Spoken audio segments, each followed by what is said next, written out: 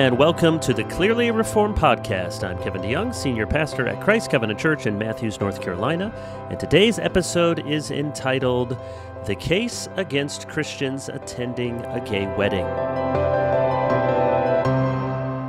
The case against Christians attending a gay wedding is relatively straightforward. We can lay out the case in three premises and a conclusion. The argument. Premise number one. Gay marriage, quote-unquote, is not marriage. No matter what a government may sanction, the biblical definition of marriage, see Genesis 2, Malachi 2, Matthew 19, Ephesians 5, involves a man and a woman. I won't belabor the point because I assume in this post that I'm speaking to those who agree with the Westminster Confession of Faith when it says marriage is to be between one man and one woman, chapter 24.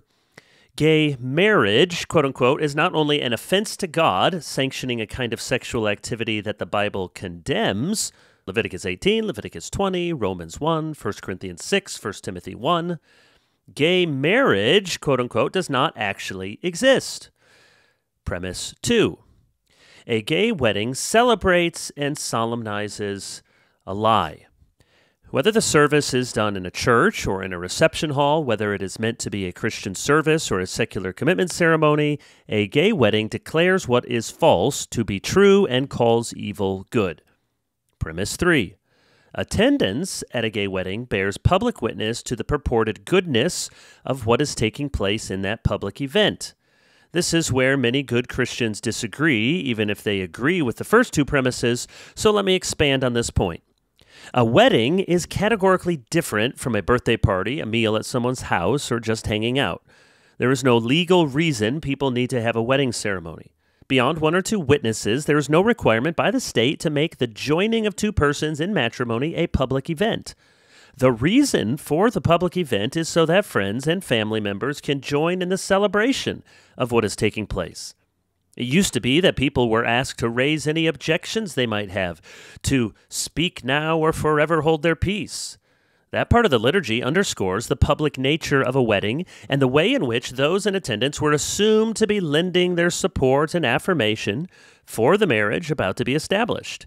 Even today, wedding invitations will often ask the invited guests to join us as we celebrate or honor us with your presence. By common understanding, people attend weddings as an act of support and celebration for the union that is being formed. Conclusion: therefore, Christians ought not to attend a gay wedding. Christians can in no way support or celebrate a union that is an offense to God and is in fact no marriage whatsoever. Three common objections. Having outlined the basic case against attending a gay wedding, let me address three common objections to the argument just stated. Objection number one. Being at a wedding doesn't entail agreement. No doubt Christians can attend gay weddings without affirming the marriage, quote-unquote, in their hearts. Their intentions may be to love the bride or groom without in any way celebrating what is taking place. But can those private intentions be known to others who see our public attendance? A wedding is a public event that entails each one in attendance bearing public witness. The traditional wedding liturgy from the Book of Common Prayer calls marriage a, quote, holy estate, which Christ adorned and beautified with his presence, and first miracle that he wrought in Cana of Galilee. Being at the wedding as a guest honored those who were hosting the wedding and affirmed what was taking place there. If Christ adorned and beautified with his presence the wedding at Cana in Galilee, how can we offer our presence at a kind of wedding that should not be adorned and is not beautiful? Attending a gay wedding does not take place outside of a larger web of cultural meaning. If Shadrach, Meshach, and Abednego knew in their hearts that they were not worshiping Nebuchadnezzar's image, and if they had explained their difference with Nebuchadnezzar ahead of time, it would not have made their bowing before the statue any more acceptable. The public act of bowing had a recognizably public meaning, whatever their private intentions or whatever private conversations could have taken place. To cite another biblical example, think of Paul's instructions regarding food sacrificed to idols in 1 Corinthians 8 through 10. The exegesis is complicated, and not every commentator agrees on what Paul is forbidding and what he is allowing.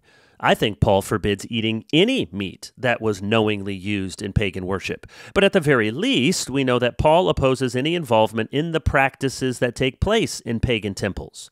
Quote, I do not want you to participate with demons, Paul says, 1 Corinthians 10:20.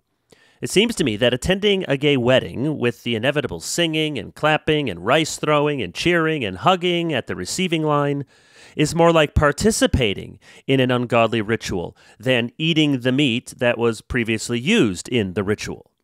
Similarly, many commentators think that Jesus' concern with eating food sacrificed to idols in Revelation 2 has to do with participating in local guilds where an act of ritual piety toward the resident deity was commonplace before meals and special gatherings.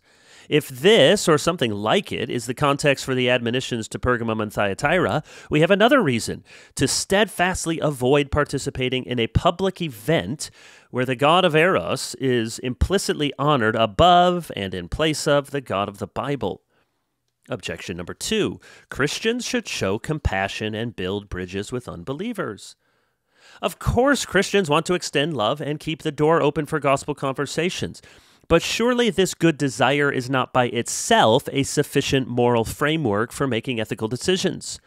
I doubt many pastors would counsel parents to attend a polyamorous commitment service, or their son's Klan induction ceremony, or their daughter's abortion party. These may seem like extreme examples, but they help to reveal necessary moral principles. There are events and celebrations and ceremonies that are so sinful and offensive to God, and should be offensive to us, that we wouldn't think twice about turning down an invitation, no matter how hurt or angry a friend or family member was by our non-attendance.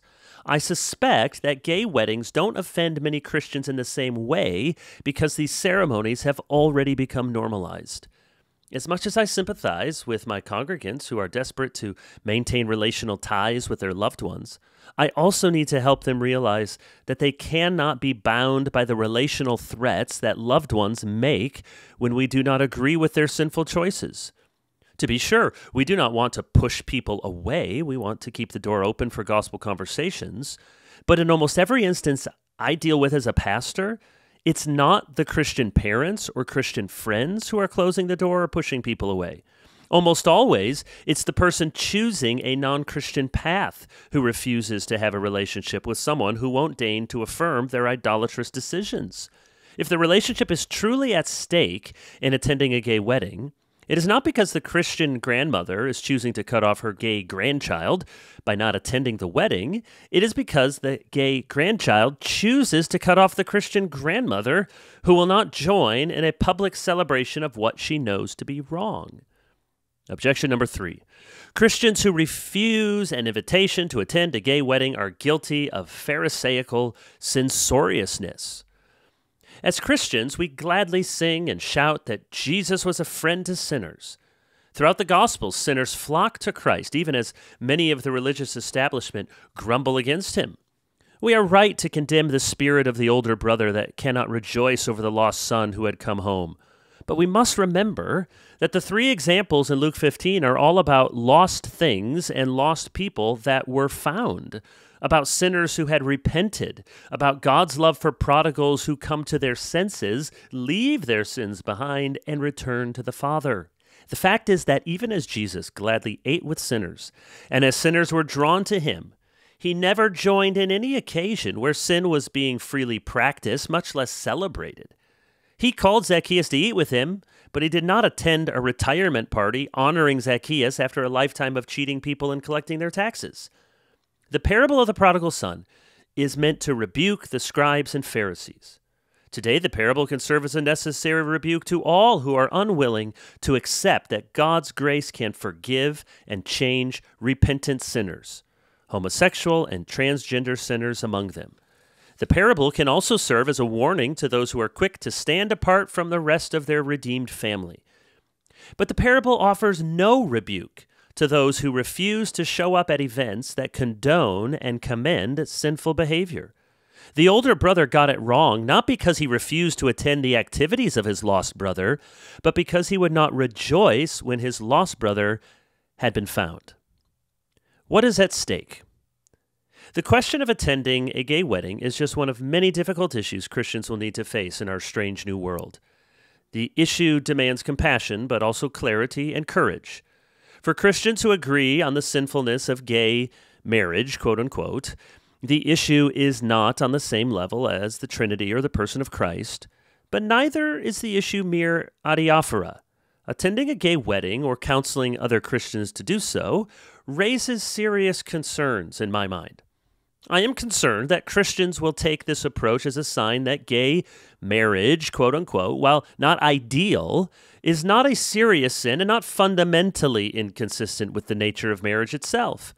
When we wouldn't attend the incestuous wedding or the polyamorous wedding or the wedding to a minor, but we would attend the gay wedding, we indicate with our actions that we don't truly think of gay so-called marriage as totally unacceptable. I am concerned that Christians will adopt an approach to ethical reasoning that allows them to say yes to inappropriate requests so long as they are privately opposed and the intentions in their hearts are right. I am concerned that Christians who have lost their livelihoods because they refuse to bake a cake or take pictures for a gay wedding will be thought extreme for refusing their services when they could have just explained their reservations beforehand and accepted the job in good conscience. I am concerned that it will be harder to disciple a converted Christian out of a gay so-called marriage if we have been advising Christians that they can attend the solemnization of those quote-unquote marriages. I am concerned that the same logic that is often used to defend going to a gay wedding — we don't want to be Pharisees, we don't want to lose the relationship, we don't want to be known for condemnation instead of compassion — these same arguments can be used to defend gay marriage itself, or at least to stay silent on issues of marriage and sexuality. I know that the impulse to attend a gay wedding, or to allow that others may do so, is often born out of a good and sincere desire to love our family and friends. There are few things more painful than making a decision that we know our child or grandchild will interpret as rejection, but we simply cannot bless, even by our mere presence, what we know to be a lie that Scripture calls an abomination, and that according to 1 Corinthians 6, will destroy eternally the souls of those who continue in it.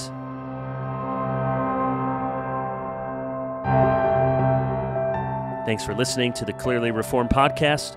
Clearly Reformed exists to deliver biblical truths and sound theology for Christians and churches seeking clarity in the midst of confusion. You can find more episodes like this and lots of other resources at clearlyreformed.org.